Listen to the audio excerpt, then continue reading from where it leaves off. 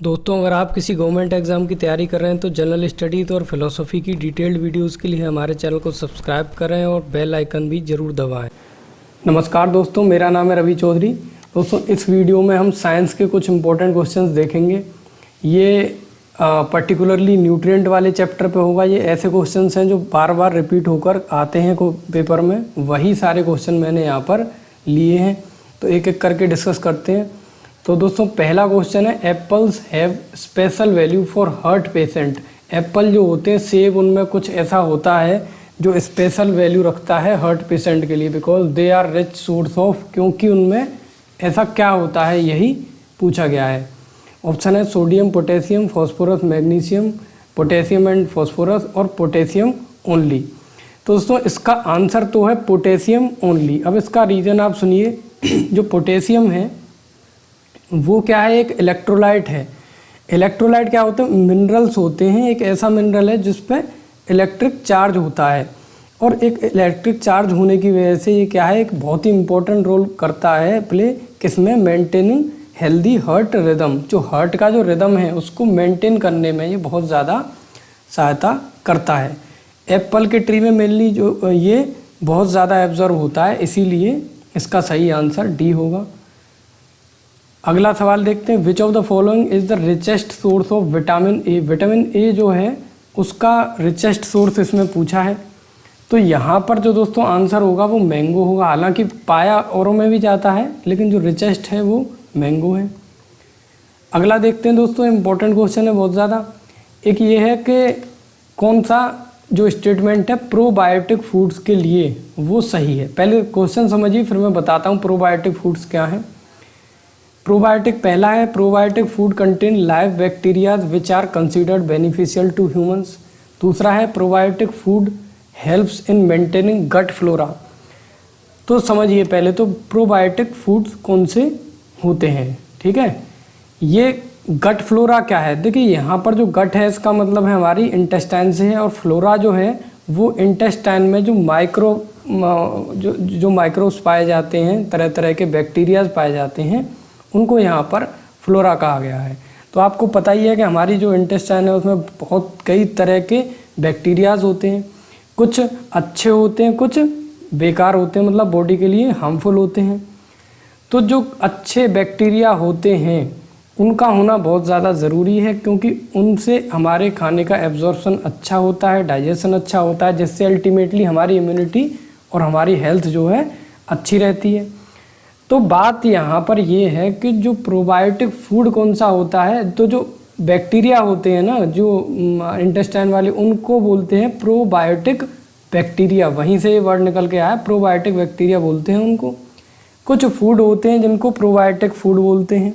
कुछ खाने के आइटम ऐसे होते हैं जिसमें ये बैक्टीरिया, जो अच्छे बैक्टीरिया हैं, पहले से मौजूद होते हैं, जैसे योगर्ट हो गया, ठीक है, केफिर, बटर मिल्क वगैरह, कुछ अलग तरह, कुछ टाइप के जो पनीर होते हैं उनमें भी ये मिलता है। तो अलग अलग चीज़ें मिलते हैं, इनको कहते हैं प्रोबायोटिक फूड्स। अब यहाँ से आपको क्वेश्चन आसानी से हो जाएगा। देखिए, the probiotic food contains live bacteria होते हैं उसमें, which are considered beneficial to human. बिल्कुल सही है, ठीक है, बैक्टीरिया होते हैं जो अच्छे होते हैं। Probiotic food helps in maintaining gut flora. Gut flora यानी जो हमारे इंटेस्टाइन में जो ये जो बैक्टीरियाज हैं उनको मेंटेन करने में सहायता देते हैं। बिल्कुल, तो इसका दोस्तों आंसर होगा 1 और 2 दोनों।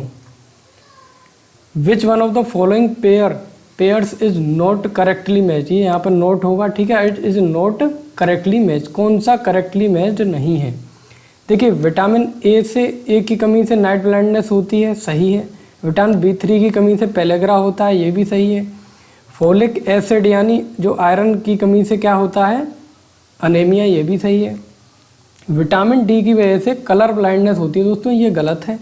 रीज़न आपको पता ही होगा, जिसने कलर ब्लाइंडनेस के बारे में पढ़ा होगा। कलर ब्लाइंडनेस जो है एक जेनेटिक डिजीज़ है, ये सेक्स लिंक्ड जेनेटिक डिजीज़ होता है, जिसमें क्या है कि जो कलर दिखता तो है, लेकिन जो कलर जैसा है वो उसकी जगह दूसरा कोई कलर दिखने लग जाता है। Among the following presence of which brings sweetness in milk. देखो, जो दूध होता है उसमें स्वीटनेस, कुछ मिठास जो होती है वो किस वजह से होती है, किस चीज़ की वजह से होती है, ये पूछा गया है। यहाँ पे पूछा गया है इसमें कि किस वजह से स्वीटनेस आती है। तो दोस्तों मिल्क में जो स्वीटनेस होती है वो लैक्टोज की वजह से होती है। अगला देखते हैं, काव मिल्क जो होता है, गाय का जो milk is yellowish white in colour due to the presence of. यहाँ पे ये पूछा है कि वो मतलब होता तो वाइट है लेकिन थोड़ा सा पीला सा उनमें उसमें शेड होता है, वो किस वजह से है। तो दोस्तों इसका सही आंसर होगा सी, कैरोटीन टुगेदर विद केसिन। कारण क्या होता है इसका, पीला कलर जो होता है गाय के मिल्क का वो होता है कैरोटीन की वजह से। ठीक है, अब जो केसिन है ये एक प्रोटीन है, इसकी वजह से वाइटनेस होती है। जो मिल्क में जो प्रोटीन, मेन प्रोटीन जो होती है सबसे ज़्यादा वो केसिन ही होती है। अब जो बफेलो का जो मिल्क होता है भैंस का, उसमें कैरोटीन नहीं होती, इसीलिए उसका मिल्क जो है वाइटिश होता है, येलोइश कलर उसके में नहीं होता। और गाय के में ये होता है, इसलिए इसका आंसर सी होगा। What is the average fat content of buffalo milk. जो बफेलो जो भैंस का जो दूध होता है उसमें कितना % फैट कंटेंट होता है एवरेज। इसका दोस्तों सही आंसर होगा 7.2। कुछ ऐसे फैक्ट्स होते हैं पीसीएस वगैरह या कुछ भी छोटे एग्जाम में पूछे जा सकते हैं, इसलिए ज़रूरी है, रिपीटेड क्वेश्चन है ये।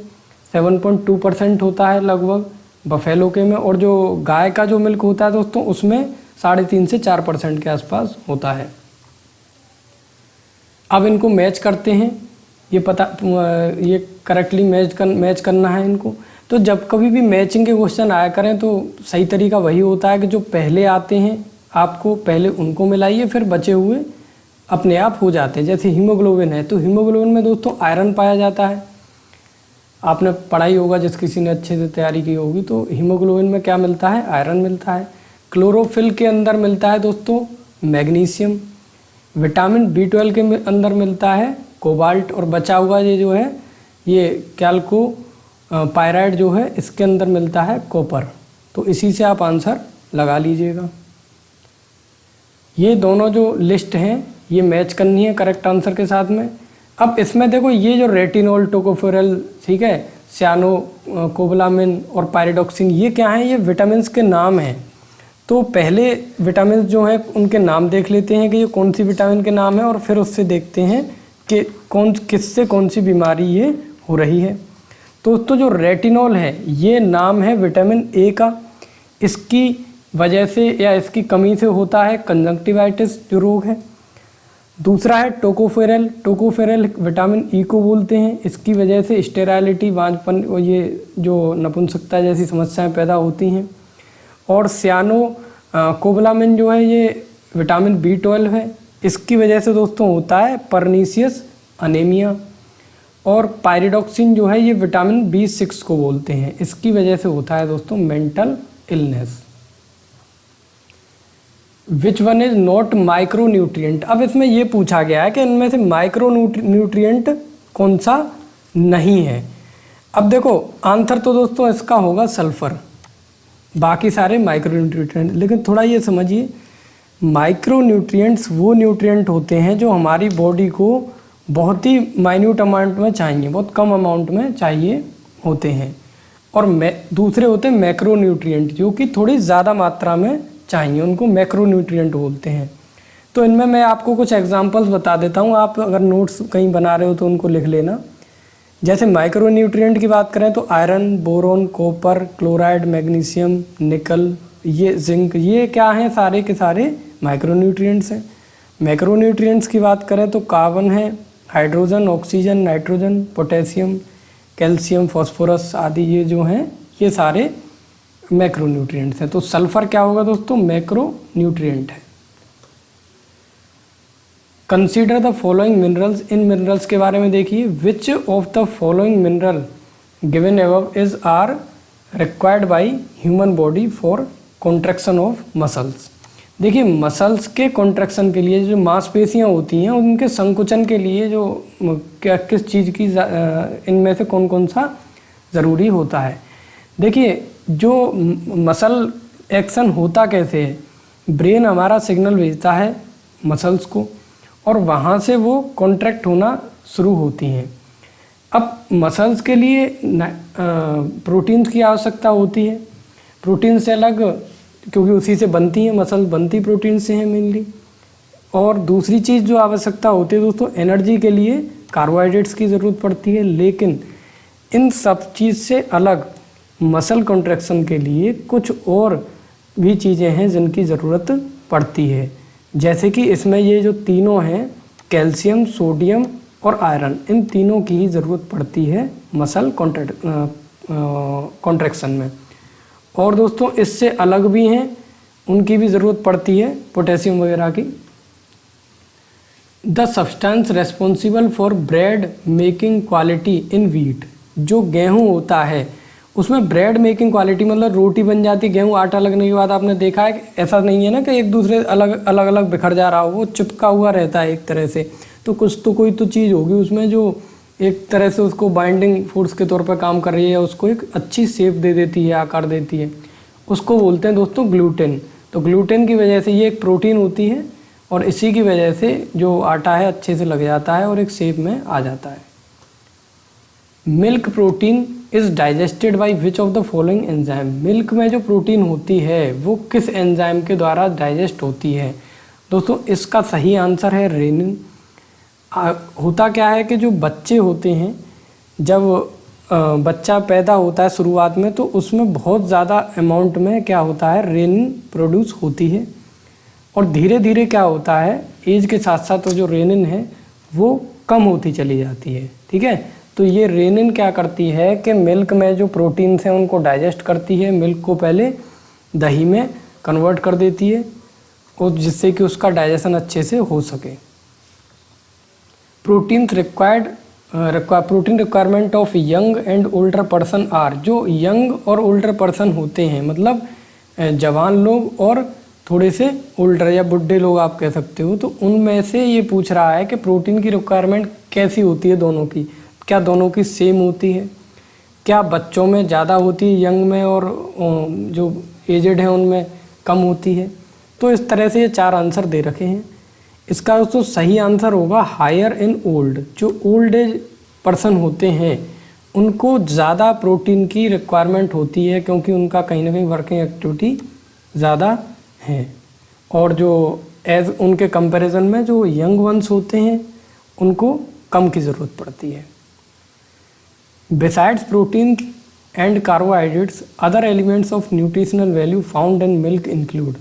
देखिए प्रोटीन और कार्बोहाइड्रेट से अलग ये पूछ रहा है कि मिल्क में ऐसे कौन कौन से न्यूट्रिशनल वैल्यू की चीज़ हैं जो मिलती हैं।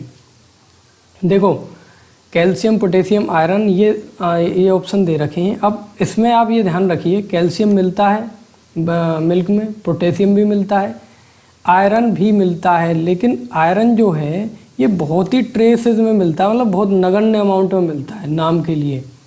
अब यहाँ पर बात क्या हो रही है, न्यूट्रिशनल वैल्यू, जैसे न्यूट्रिशन वैल्यू वाकई में प्रोवाइड की जा सके, तो यहाँ पर आयरन को हम ऑप्शन में आंसर में सही नहीं मानेंगे। इसका आंसर होगा बी, कैल्शियम और पोटेशियम। अगला देखते हैं, विच of the following gives maximum energy in metabolic process. जो मेटाबॉलिक प्रोसेस होता है दोस्तों, मतलब जो मेटाबॉलिक प्रोसेस में जो एनर्जी मिलती है वो सबसे ज़्यादा किससे मिलती है। फैट जो हैं इनसे सबसे ज़्यादा एनर्जी मिलती है। इनके 1 ग्राम फैट में लगभग 9.3 किलो कैलोरी जो है एनर्जी मिलती है। बाकी प्रोटीन और कार्बोहाइड्रेट जो है इनसे दोनों से बराबर मिलती है, लगभग 4.2 किलो कैलोरी। और दोस्तों मिनरल्स जो होते हैं उनसे कोई भी एनर्जी नहीं मिलती। Among the following vegetables the maximum vitamin C is found in. इनमें सब में विटामिन सी मिलती है। चिली मानी लाल मिर्च हो गई, पी पंपकिन कद्दू हो गया, रेडिश गाजर वगैरह जो हैं इनमें, लेकिन जो सबसे ज़्यादा मिलती है विटामिन सी वो मिलती है चिली में। और दोस्तों चैनल को सब्सक्राइब करें, ऐसी ही मैं और भी जो प्रैक्टिस सेट बनाता रहूँगा अलग अलग टॉपिक वाइज, अलग अलग सब्जेक्ट पे। आप डिस्क्रिप्शन बॉक्स में हमारी टेलीग्राम चैनल और फेसबुक ग्रुप जो है उसकी लिंक दे रखी है मैंने, आप उसको ज्वाइन कर सकते हो। विच of the following vitamins does not get stored in the body. इनमें से कौन सी विटामिन है जो बॉडी में स्टोर नहीं होती। देखिए 2 तरह की विटामिन होती हैं, उसमें जो हमारी बॉडी में जो विटामिन्स हैं कुछ तो फैट में सोल्यूबल होती हैं, ठीक है, वसा में घुल जाती हैं, कुछ होती हैं जो वाटर सोल्यूबल होती हैं।